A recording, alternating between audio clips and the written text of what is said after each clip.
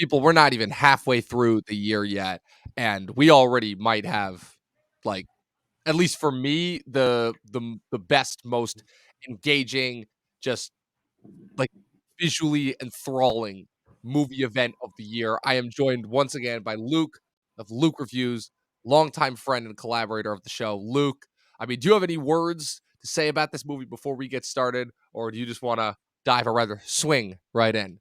I'm just glad that in this vast multiverse, we exist in a universe where this movie exists, and potentially the trilogy soon will exist. Oh man, no better words could have been spoken possibly. All of that and more on today's episode of the Talking TV podcast.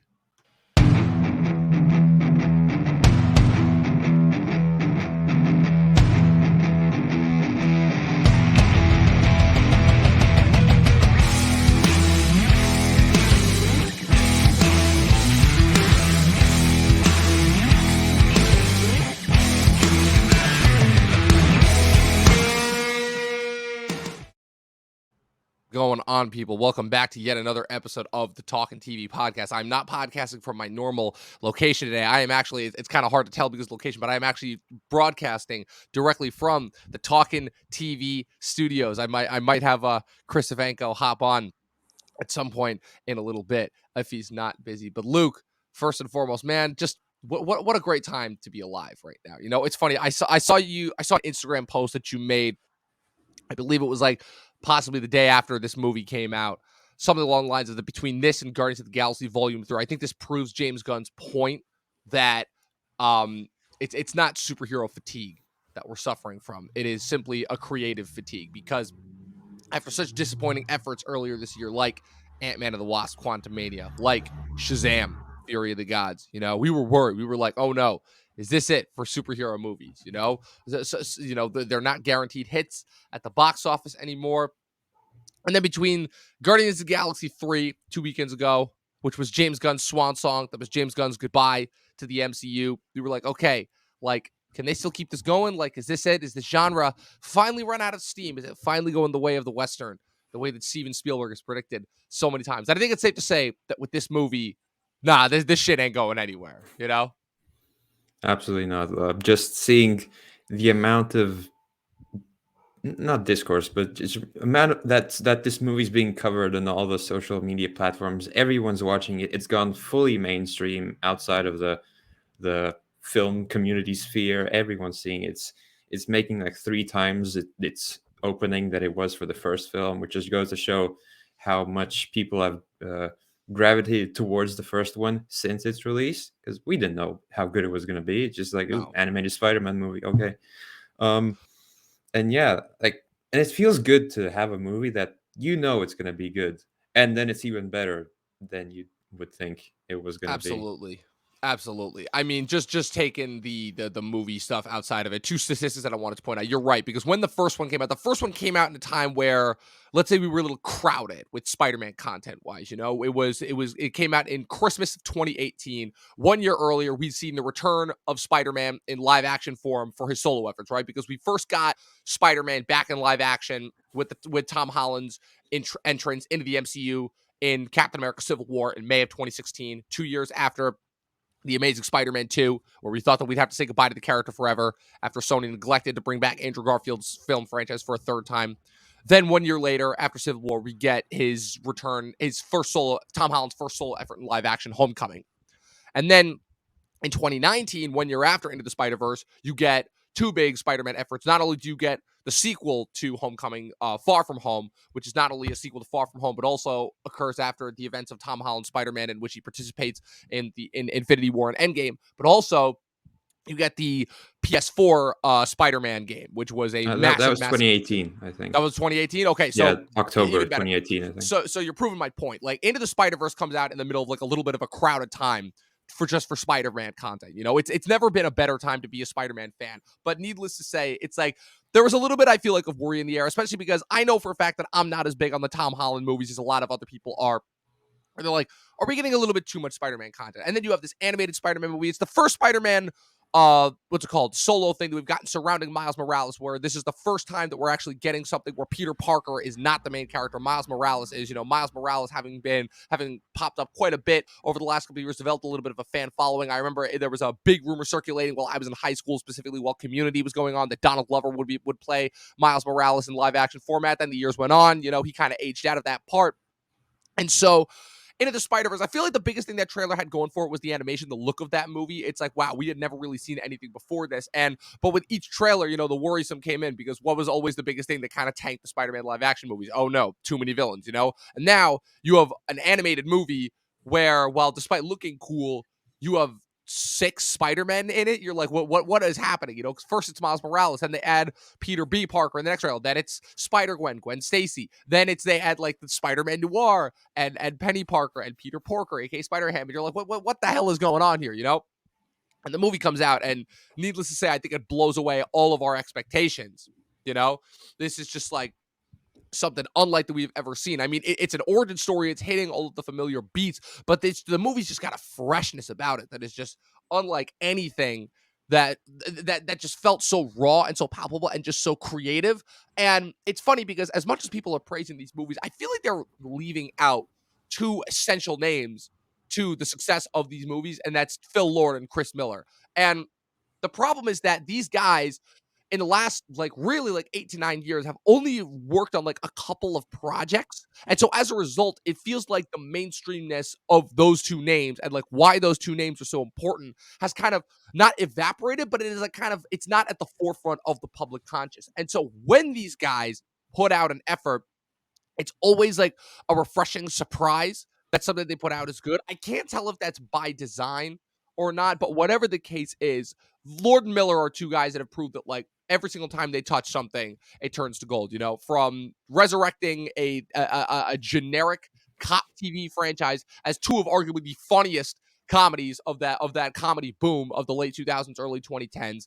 Then with their efforts into animation and just showing how far they can push the medium, first with the Lego movie, then obviously with Into the Spider-Verse. Don't And forget Cloudy with a Chance of Meatballs.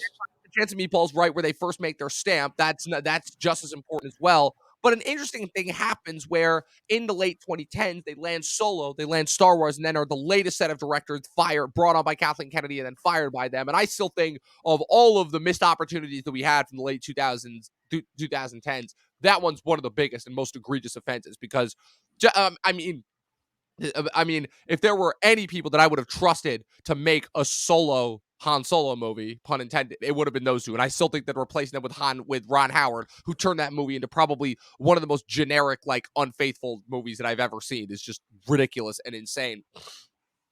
So, like I said, we don't see their name attached to anything for a few years. They help write the script for the second Lego movie, but they don't direct it. And that movie I don't think is as good as the first one. And so they make the announcement a couple years ago, right?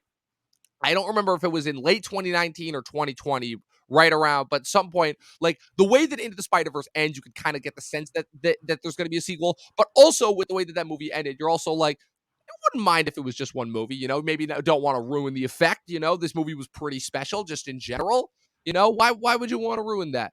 And what's it called? Derpy. I couldn't agree more. We're gonna get to that. Just you wait. And so then the announcement comes out that there are going to be not 1 but 2 sequels to Into the Spider-Verse. It's going to be Across the Spider-Verse Parts 1 and 2.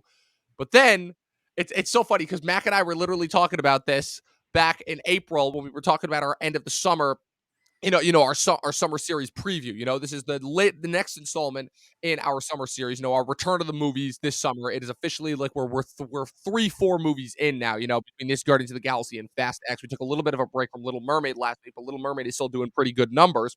It was good, I thought. I saw Uh, it. I am still continuing with my boycott of any live action Disney movies. Fair enough. And so they state that Across the Spider-Verse is going to be 2 parts. And I'm like, I see the part 1 and 2, and my mind immediately goes, but it's almost like they're reading my mind, and it's almost like they're seeing the trend of okay, parts 1 and 2s of movies. That's instant kryptonite. So they make the decision to retitle the 3rd installment from Across the Spider-Verse Part 2 to Beyond the Spider-Verse. So now that they do the Infinity War Endgame thing, where Endgame was originally going to be Infinity War Part 1. Best decision they could have made, to me, was to rename it Endgame. Then right? And so this movie Across Spider-Verse was originally supposed to come out last year. They delayed both movies. You know, this one is delayed to this past weekend this year, and then the next movie is delayed to March of next year. And then that first trailer comes out, and you're just like, oh, we're back. Like, you don't even like before you even see any instance of like the Spider Society or whatever the hell that big conglomeration of spider people is. You already just get the sense of like just seeing Miles and Gwen back together, just seeing the insane chemistry that Shameik Moore and Hailee Steinfeld had just in animated format. You're just like, oh hell yeah, we're back. You know, and that's before we even get into the plot. That's before we even get into the story. And all that I'm going to say in order to give an example of just like the effect that this movie is already having, not even like 2 days into its release, 3 days into its release, I should say, is that I saw this movie in the IMAX theater at the AMC in Times Square in New York City. And holy crap, this was the first movie that I have ever been to where I could say, no, this was not a video. This was not a movie. This was a sporting event. Like, when I tell you the biggest crowd, the biggest packed theater going the most, this made the crowd reaction to just a regular MCU movie look amateur. This makes the reaction to Infinity War and Endgame look absolutely amateurish. Like, this was easily the most engaged. This to me, Luke, we've been asking, we've been going back and forth as to whether movies have been back, and I can officially say that this movie proves that movies are back for sure. Indeed, the movies have been. They've been very. I think they've been back for a while, but this absolutely puts a stamp on it. I'm glad that your crowd was seemingly as good as mine. Oh yeah, Mine was very energetic to the levels of an Endgame screening. But they were the loudest when the movie ended and the title card came up. That has never happened before. That's how right. you know it was a very good movie and the people loved And it. also, I would also like to mention no post credits, no mid credits, no post credits. You have the cut to credits on the cliffhanger ending, which we will get to as far as how this movie has got to be probably the best mic drop cliffhanger ending I've seen probably since Infinity War. And I swear my audience was going absolutely batshit with the reactions. Like, probably some of the best oh my gods and fuck yes and just going nuts with cheering. Like, just the Easter eggs alone, it was like, oh my god, like it was really like a sporting event. Like, There was one and then guy in like the lower row who was just like, yeah. Anytime something big happened, he was just absolutely going nuts. and it's funny too, because I was resisting it. I was resisting it for as much as I possibly could. And then finally by the end, I'm like, I couldn't resist it anymore. I was laughing with them. I was cheering with them. I was going, oh shit by them. You know, that, and I will say, this is the first movie that I probably seen this entire year that visibly made me go, holy shit, like with just some straight unexpected reactions. Like, this is one of the first movies in a long time. I did not look up after like the first trailer, I want to say. I didn't watch like the first main trailer, I should say. I didn't watch any trailers. I didn't look up any spoilers on Facebook or Twitter or Reddit. I didn't read the plot beforehand. Like, I was cold going into this movie. I had zero expectations, zero read on this at all. And I was very, very thoroughly surprised, to say the least. So, with that being said, we should probably get into what this movie is actually about. So this movie picks up, I believe it says about 16 months after the events of Into the Spider-Verse. And the movie picks up with a little bit of an interesting note where the movie actually starts not with Miles Morales, but with Gwen Stacy after the events of Into the Spider-Verse, where she's back in her home dimension. A little bit more context, a little bit more insight into the quick flashback intro that we got for her in the first movie, where it's revealed that the Peter Parker of her dimension, in an attempt to, be a superhero like her, accidentally created the lizard formula and became the lizard of her dimension, and then died in a tragic accident, which unfortunately, of course, caused the often cited dispute between her and the police captain of her universe, who's revealed to be her father, voiced, I think, rather underratedly so by Shea Wiggum. We're going to talk about all of the celebrity voiceovers that they get for these movies. And I think that of all of them, I think Shea Wiggum as her dad, Captain George Stacy, might be the most underrated. So she responds to a call that is revealed to be the Vulture, but not her Vulture. It's a Vulture from a Renaissance dimension, meaning that unfortunately the particle collider that opens to the multiverse from the last one unfortunately may not have closed the way that they thought. She is helped out by two other spider people from a dimension, Miguel O'Hara, aka Spider-Man 2099, who we met at the end of the last one in the post-credit scene, voiced by Oscar Isaac, and Jessica Drew. It's the very same one. Exactly. Jessica Drew, voiced by aka Spider-Woman, voiced by Issa Rae. And due to the events that happen there, they give her a temporary membership into their Spider Society before it cuts to Miles Morales back on what is proven to be Earth 1610. I was a little bit tickled by that. Just a gigantic fan of the Ultimate Verse. I really, really appreciated that. The Earth 1610 insert there. And it shows Miles Morales in his new duties protecting Brooklyn and just the greater overall city as the only Spider-Man in his universe. Before he runs into a new villain, the Spot, who is revealed to be a scientist. I don't remember his name, but one of the scientists from the last one who was accidentally caught in the particle collider being closed. I think the Spot starts out as a very funny villain. He's kind of like an accidental villain. He's not trying to be. He's simply trying to survive given the circumstances of his surrounding. I think he's voiced incredibly well by Jason Schwartzman. Again, another There's some incredible. great banter about like, he's just a villain of the week. And just a villain of the week. Like, again, some more great commentary. I love the callback. It's a very funny movie, I think. Yes, but intentionally so. We'll get to that. It's very, very what's it called? It's very, very funny in the beginning. And that is before Miles reunites with Gwen. And you can see Miles is kind of doing the typical Spider-Man thing where he's having a hard time, like, keeping the secret from his parents, maintaining his kid life in addition to his superhero life. He works well with his dad as Spider-Man, but again, he's late to stuff all the time. He's trying to make time for his parents, but he just can't, He's starting to wonder, like, okay, like, how am I going to work this out? He's in the middle of his angsty teen phase. He's 15. Also, the fact that, like, his first, like, real crush appeared in his life at a very seminal moment and then just disappeared. And now he's like, and then all of a sudden Gwen Stacy pops up. They fight the Spot, and all of a sudden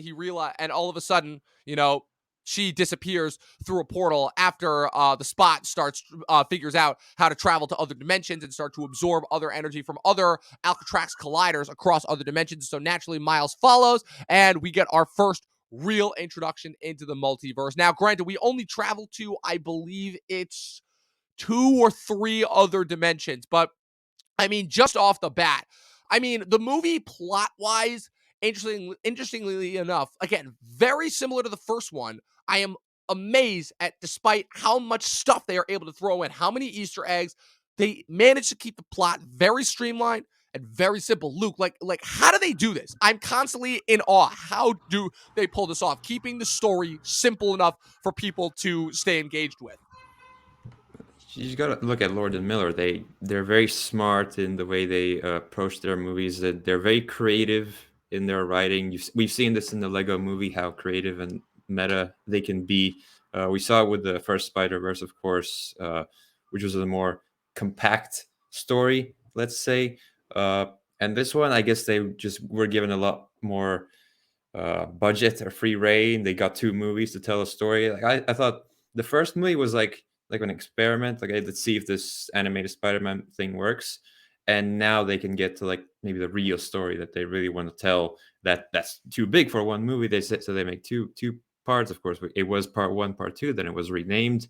It doesn't. Part 1 just doesn't look as neat on a poster. It really doesn't, especially with the amount of part 1s that we've been getting recently that have kind of been like, for me at least, like ruining the movies in general, because it always leaves off on a cliffhanger. But it's like, but there's more story to tell, Yeah, but this cliffhanger, we'll get to the cliffhanger. We'll get to the cliffhanger. Good. But I don't know. They're just very smart people. It's not just them. There's one other guy. Right. I can tell you who it is. Well, there's a couple. So they wrote the script with David Callahan, and then we also have to give credit to the directing team as well. But this is a different directing team from the first one as well. The first one, it was directed by Peter Ramsey, Rodney Rothman, and then Bobby Perichetti. And this one is directed actually by 2 well-known directors. So Justin K. Thompson, who is a first-timer, but then we have Joaquim Dos Santos, who directed several episodes of Avatar: The Legend of Korra, and Kent Powers, who famously wrote the script for Soul and One Night in Miami as well back in 2020. So this is a different creative team. I think it's a more distinct creative team. This movie's definitely, I feel like, got more of a voice in a weird way than the first one. The first one already was given credit enough alone for just like giving New York City, I feel like, more of an identity than we'd seen in the last couple of Spider-Man movies. But this movie, oh my God, it just takes it up a level. Like, I felt like this is an animated movie, and I said this to everyone. I'm like, this is the most alive feeling animated movie that I've ever seen. Just the Brooklyn segments in the beginning. And besides the fact that I've been living in Brooklyn now for the past 9 months, it's like there were moments in that movie where just like, again, like the feel of it, like the rooftop barbecues, the Williamsburg Bridge, the bodegas, just like the look and feel of it. It just felt so Brooklyn and so alive. And I'm just like, that is absolutely nuts. And that's before we even get into the animation alone, which is like, holy hell. So like, the cool thing about the first one is that the first one, the detail that people always give it credit for, and rightfully so, is that it incorporated the actual animated style into the storytelling and the arcs of the characters in a way that no other animated movie really, to me, has done before, in the sense of, famously, you have the scene from the first one where Peter B. Parker is teaching Miles how to swing on a web for the first time in the forest as they're escaping from the facility.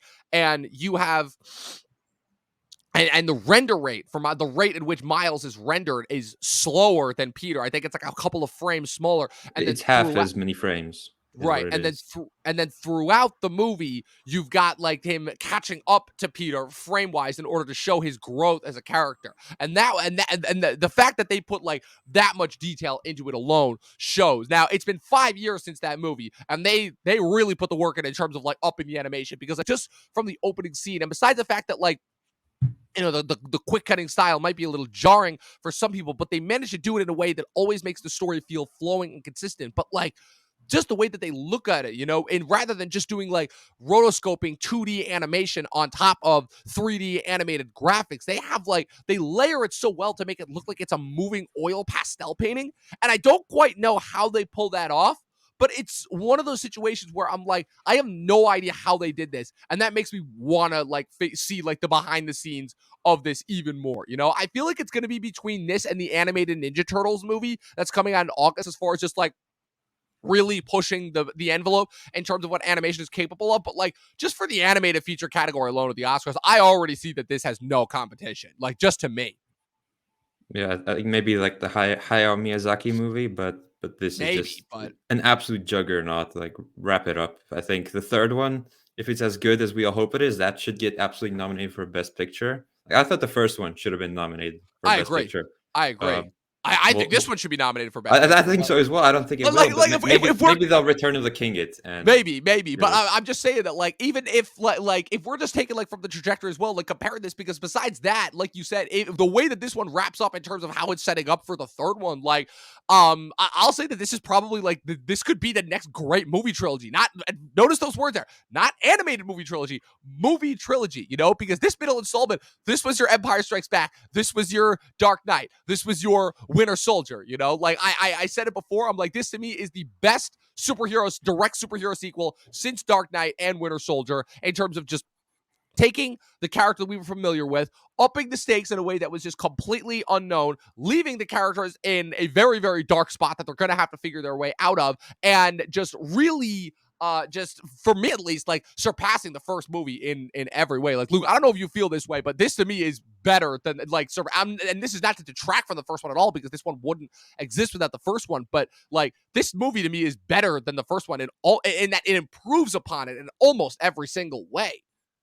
Yeah, I just want to mention one more thing about the animation, like how I would sum it up. Like, they do the standard, like, okay, character goes there, characters go there, and then they just keep adding stuff. Like, I'm like what makes you think to add that? And it works so well. Or if you go frame by frame, you see the colors completely invert, and it just looks amazing when it's all played out. I don't know. It was like a team of 1,000 people to make these two films. Yeah. So. And unlike Marvel that VFX sounds like artists, unlike Marvel VFX artists, they're clearly, actually paid well to make this look good, because wowzers. And one more thing, I saw Elemental has a budget of 200 million, and this has a budget of 100 million. I'm like, that's embarrassing. Yeah, it's absolutely bad, especially because like, considering that Elemental just looks like the same generic, like, Pixar garbage that like we've seen for the last couple of movies, the typical like how bad is it when Pixar, who used to be a pioneer of animation, is starting to look stale, while Sony animation can still put out like efforts. And like, Lord Miller have talked about it, it can be like a little intimidating, given that they've kind of become like the new like pioneers of animation. But like, I mean, come on, like the work speaks for itself. I mean, you're the guys that consistently top yourself time and time again. Look at what they did with Lego Movie, and then with the first one, and now with this one. I can only imagine. I mean, now granted, we only have to wait like like 7 to 8 months for the next one, but still, like, you can only imagine what new tricks they're gonna pull out of their hat for the third one beyond the Spider-Verse, you know? But yeah, to go back to if is this is better than the first one? Yeah, I think it is. Initially, I thought, oh yeah, it's about as good and a little Right. better. But now, having it marinate in my mind for a few days, I have uh, thought that it is better. It will take a few rewatches to really cement its place in my favorite movies. But I think, and then part three is going to improve it like, even more Oh substantially. yeah. Uh, yeah, like I said, the first one was experiment, and now they get to really let loose on what they Yeah. wanted to Now, do. now they get to cook, and oh man, the results speak for themselves. So I wanted to get into the characters a little bit, you know, because again, this is like the one of the joys of this movie is not just the animation; it's the characters. Like I said, we see a return of not every single face. You know, like I said, we got Miles back, we got Gwen back, we got Miles' parents back, who I think have an even bigger and more crucial role in this movie. You know, even though his uncle his uncle Aaron Davis, aka the Prowler from the first one, is dead. He still is very clearly haunting Miles in every single one of his actions, you know, in the Uncle Ben part. And then we have all the new characters that we meet in this movie. You know, Peter B. Parker returns back for a little bit near the end. But like I said, we have all the new characters. And while there are a lot of new characters, you know, the primary ones I'd say are the Spot, who's the new antagonist. And then, like I said, the two ringleaders of the Spider Society, you know, that being Miguel O'Hara and Jessica Drew, you know, and we got a couple of other funny inserts as well. I particularly enjoyed Andy Samberg's voiceover role as Ben Reilly, a.k.a., you know, the Scarlet Spider, and just, you know, how he was playing up like the emotional angst of, you know, really get buying into like, you know, that early 2000s reign of just like, you know, the hero standing on the edge of the rooftop in total darkness looking out in angst. I thought that was A bit of particularly, Nickelback in the and then background. Nickelback starts playing. I thought that was particularly entertaining as well. But what's interesting, like I said, is once you actually enter the Spider-Verse, you know, and you start to see, like, first they go to, like, Spider-Man Mumbattan, I believe is what they call it, a very interesting mix-up of, you know, Mumbai and Manhattan, you know. I thought that was particularly funny. You know, we get two new additions to, like, their little spider crew. You know, we have Spider-Man India, voiced by Karen Sony, a.k.a. Dopinder from Deadpool 2, and then we have Spider-Punk, a.k.a. Hobie Brown, voiced by Daniel Kaluuya, in a very interesting and fun voiceover role. It's so funny because Daniel Kaluuya has been playing American for so long now that he finally gets to rock the South London for a little bit, and it's so glorious hearing it, especially trying to hear Miles like potentially have a competitor for Gwen Stacy's heart, and then like just trying to understand and decipher the very heavy South London accent, which I thought was very engaging. And basically, so they travel to Spider-Man India and to Manhattan, and then they are brought to the Spider Society. I believe it is what, Earth 902, 928, I think is the I don't. is You don't ask me the numbers. yeah, I just there's know so many who's on it. dimensions that they travel to. It's too much to keep track of. But basically, once he meets the Spider Society and meets Miguel O'Hara, he is introduced. We hear this term in the movie, and it's so funny because when I heard it, I had a feeling I knew what it was going to be, especially given that this is the third major movie that we've had now that really deals with like a multiverse level event. You know, you first had it in No Way Home, which was fun, but really in hindsight, No Way Home is really just an excuse to like, you know, like a little flashback, a little nostalgia to just the history of Spider-Man in live action. You know, you get all the villains back, you get Tobey and Andrew for the first time in live action since 2014 and 2007 respectively, and that's fun and cute.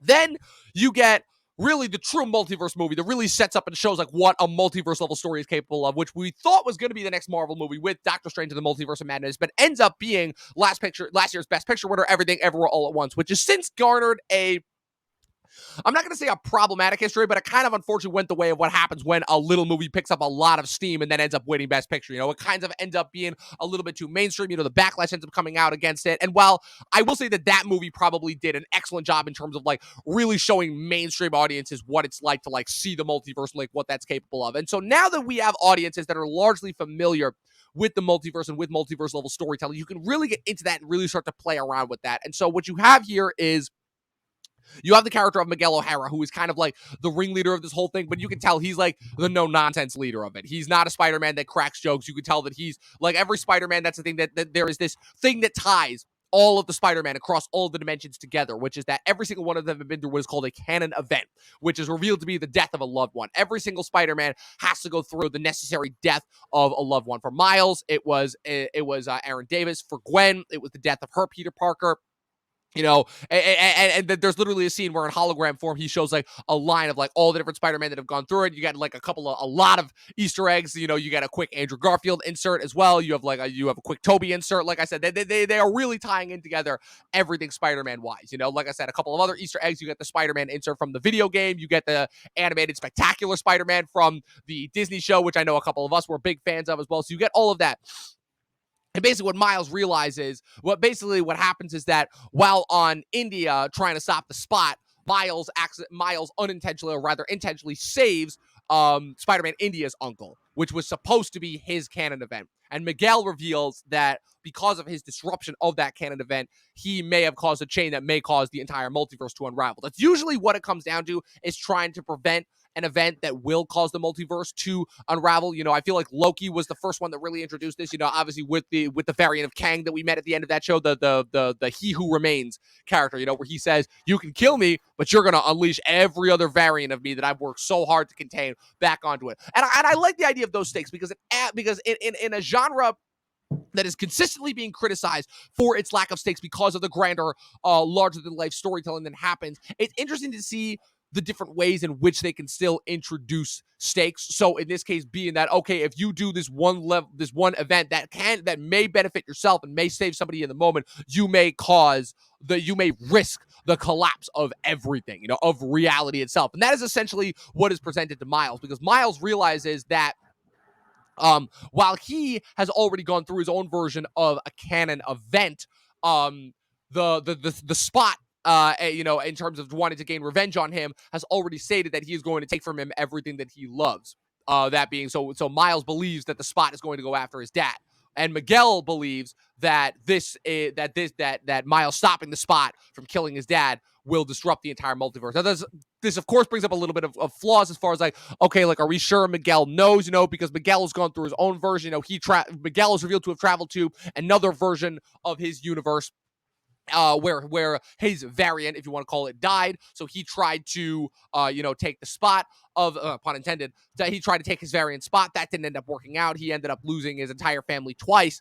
And so, like I said, you have this dilemma that results in probably one of the greatest and most entertaining chases. So before we get to like, Absolutely. yeah, what it actually results in, Luke, what are your thoughts on kind of the multiversal struggles, the multiversal stakes that are set up here? You know? Yeah, I think people also have been wondering, is there a multiverse fatigue? I'm like, no. If you can Not at tell, all. you can tell the story in an engaging and good way. Multiverse is a great setting to use. But really, this and the first movie, it doesn't really. It's not the multiverse that's the really interesting part. It's still a very grounded story about Miles going against the mold, doing his own thing. He says that exact line in the movie. The first one is about like discovering himself, not trying to be another Peter Parker, be Miles Morales. This one is standing against the Spider-Man canon, as we might call it. Just not letting others choose his destiny, make his own path. And yeah, there's no bigger stakes than the entirety of the multiverse. And Right. when we get to the end of the movie, those are the biggest stakes of all. They really are. They really are, It's because just and I love like the dynamic that sets up for with the characters, because you have like Miles like not only going up against a bunch of spider people that he's never met before, that, you know, it's a typical thing of like, you know, oh, meeting somebody who's supposed to be like this great respected leader, but then it turns out that it's like Miles is not going to jive with them because they're leaders that like have had to make the hard choices and therefore are not necessarily the most likable of characters. And naturally, like I said, that's going to go because Miles' whole thing is that like, yeah, he goes against the mold, he does his own thing, he always saves everybody and saves the day, but he's not going to go against his own core beliefs and principles. He's not going to let his loved ones die just for the sake of the multiverse, especially given that he is already able to quickly find and poke holes in Miguel's theory of canon events, or at least Gwen is able to. You know, like I said, we've been talking a lot about Miles, but Gwen here, I would argue, is just as important a character in this movie as Miles, especially considering that I think one of the reasons, you know, one of the other things that people were talking about going into this movie is this is the longest American animated film ever made. I believe it sits squarely at 2 hours and 17 minutes, and it uses every single minute of screen time there.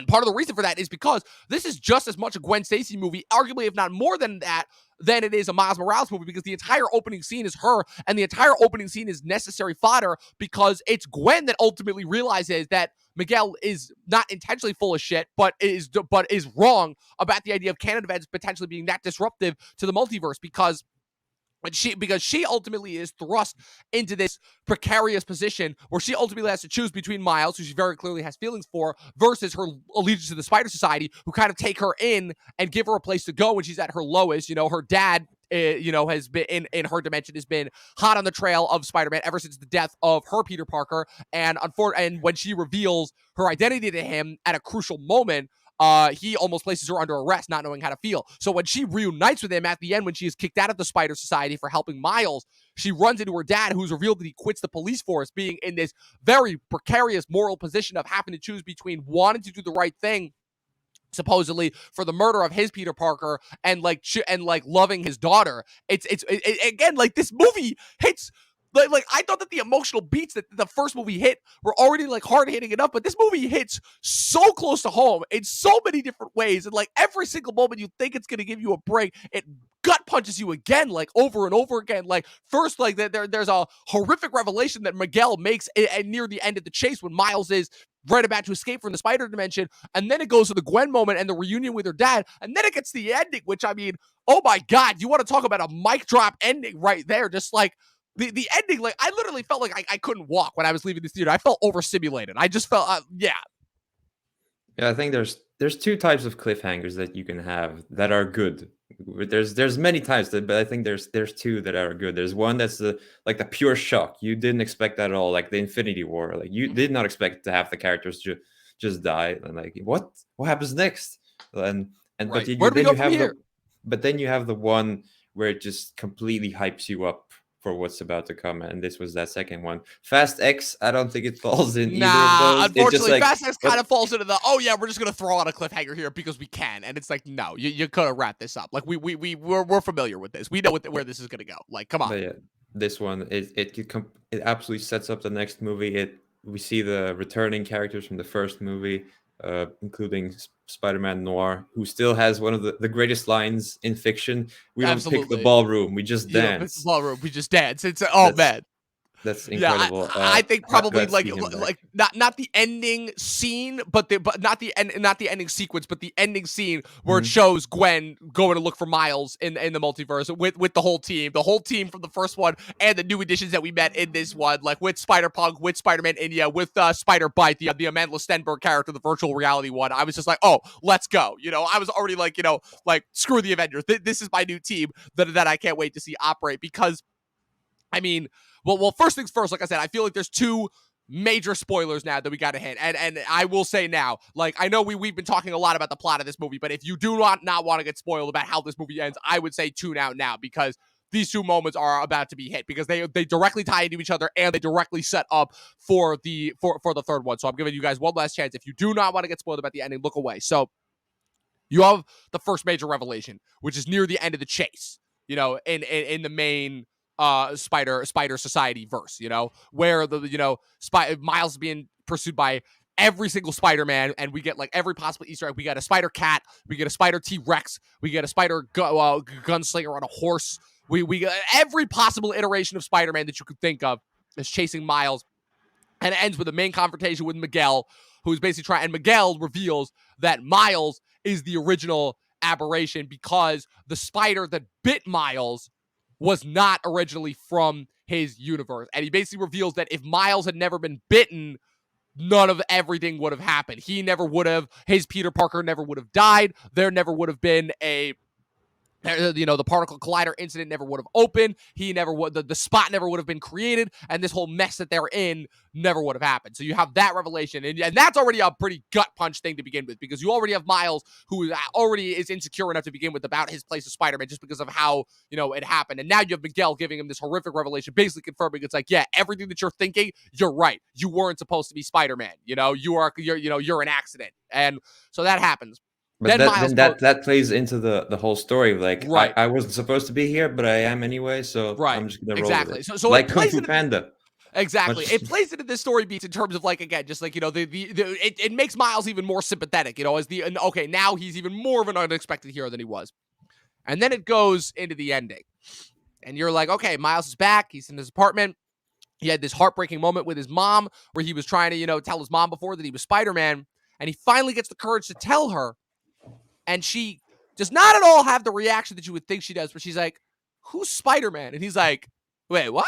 Like, are you messing around? Like, what's going on here? And then Uncle Aaron walks in. And then he starts glitching out. And then he remembers what Miguel said. He's like, oh. He's like, because basically when back in the spider dimension, when he gets into the machine that's set to send him back to his own dimension, they have their own machine that, like, once they capture aberrations that end up in the wrong dimension, right? Well, going back to the Vulture at the beginning, they send them back to the dimension from which they came from.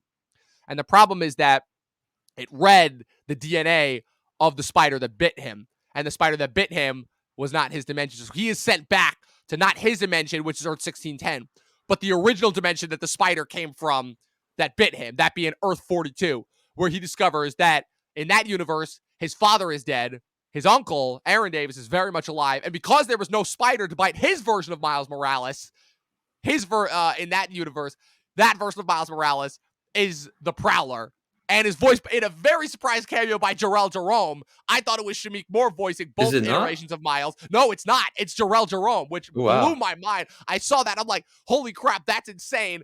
And the way they build up to it, like they don't reveal it until like he glitches out, because the whole thing is that, when you're not in your own dimension, you start to glitch out like a computer glitch.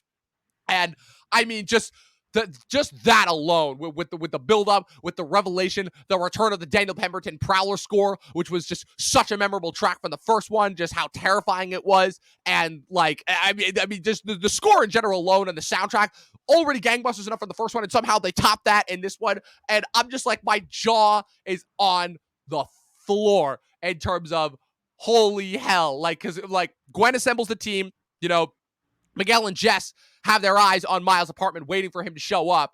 But what's it called? But obviously Miles is not in that dimension. So once Gwen realizes that Miles is not in that dimension, she assembles the Spider team and they go into the multiverse in order to try and find him. But like, oh my God, you want to talk about the mic drop of all mic drop endings. The like I said, the Empire Strikes Back, the Dark Knight of the Soul ending, in order to quote screenwriting, like, it doesn't get much better than this for me, where you have Miles literally fighting an evil version of himself, which so much of the time has been criticized because it's done so lazily. But here, because of the way that it is utilized within the story, like, it all comes back to the story, and it is just, it's masterful. It is masterful to me.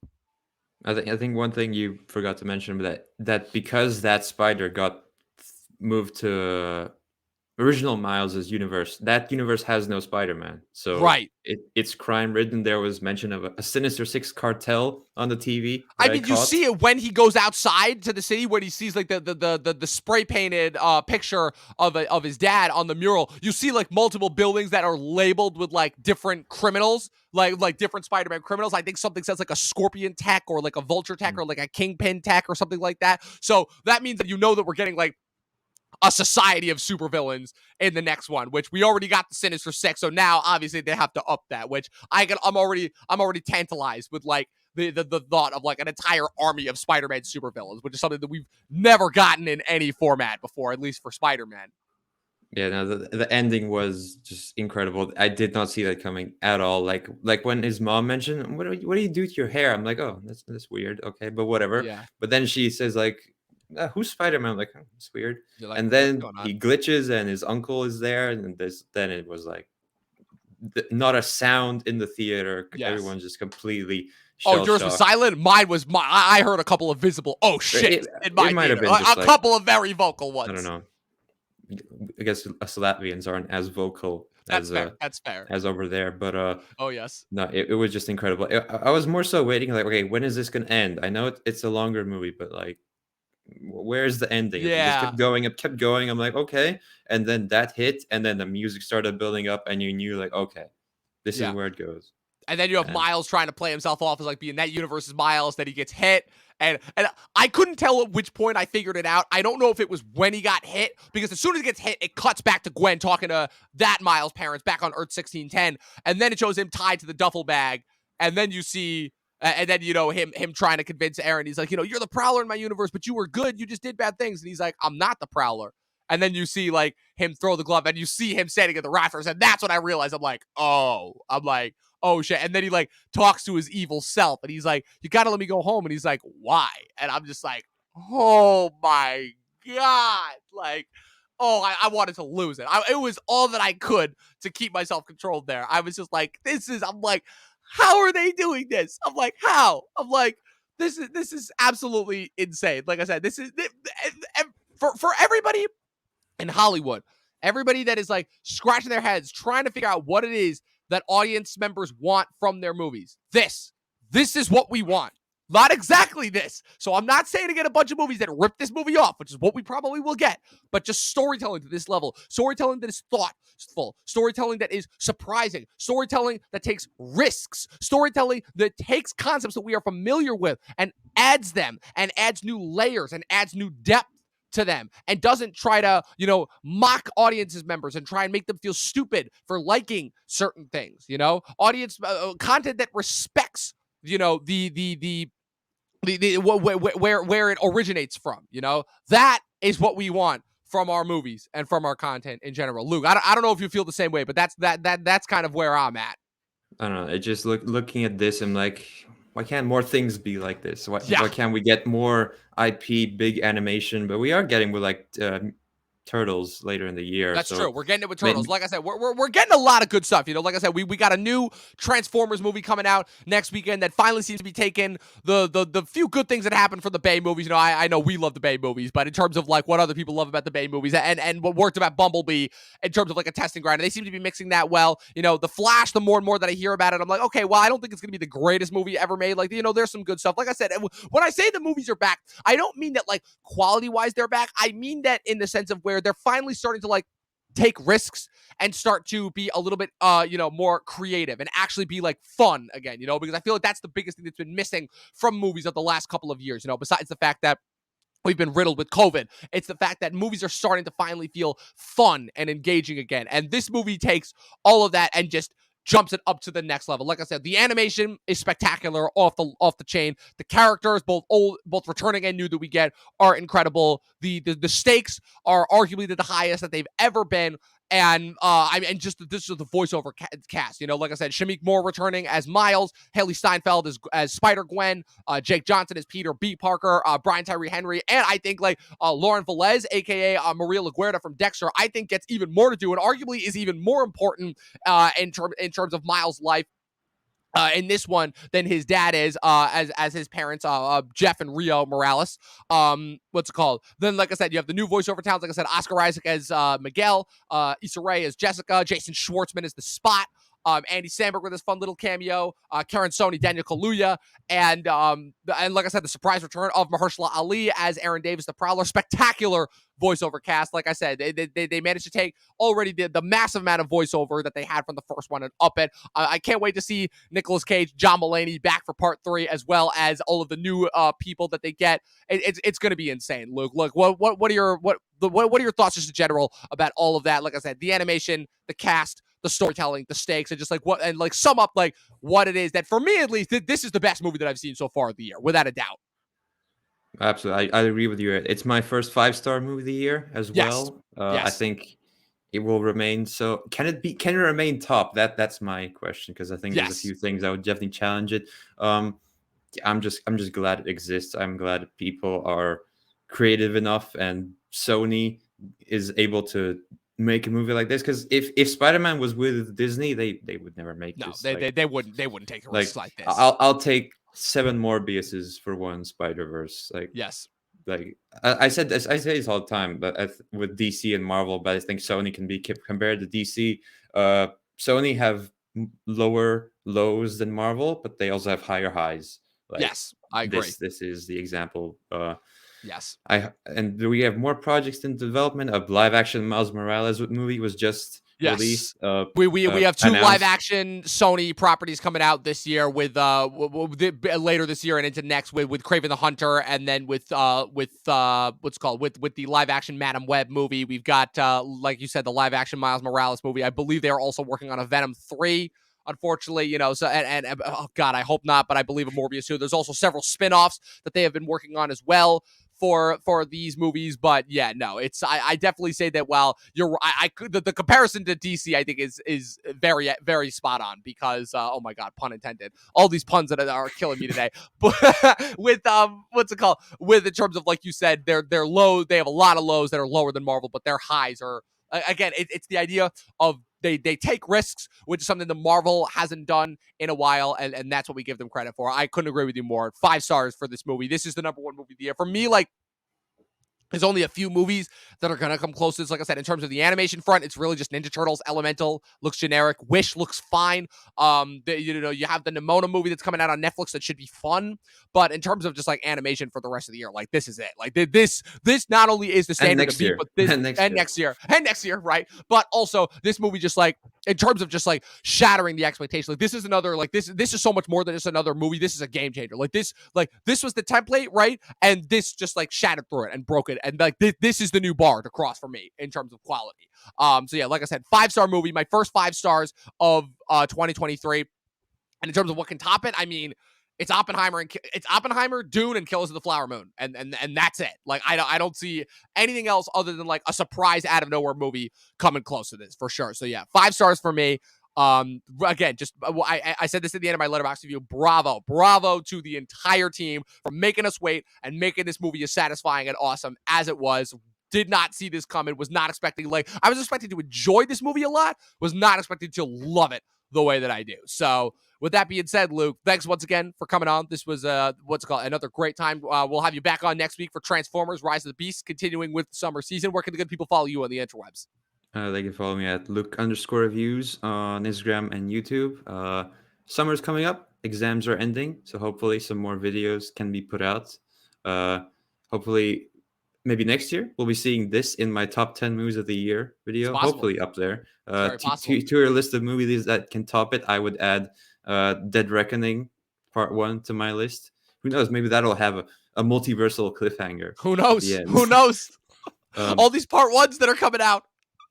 Yeah, thanks for having me on. We'll see you again next week with Transformers. We'll see if Transformers. I suspect it won't be as good. I suspect that it will not be as well beloved as this movie, but hopefully, if it, like I said, you know how much of a fan of the Bayverse we are. Michael Bay is back as a producer on this one, even though he is not a director. And I've been rewatching all of the Bay movies in preparation for this. So far, I've hit. I watched the first one last year. So far, I've hit Revenge of the Fallen, Dark of the Moon, and Age of Extinction. So I just have the last night left to watch. I'm gonna skip Bumblebee because Bumblebee I'm just not that big of a fan of. But it's certainly been interesting going down memory lane in terms of all the movies that all of the Bayverse movies. But Luke, thanks again for coming on. This is an absolute blast. Of course, be sure to follow myself with everything going on at Movie Nerd Reviews across all platforms. Be sure to follow the official Talking TV podcast across all platforms. Thanks, Derpy, for coming on and commenting. It has been quite a minute. But yes, unfortunately, we do have to wait 8 months until Beyond the Spider-Verse comes out. Like I said, be sure to follow the official Talking TV podcast across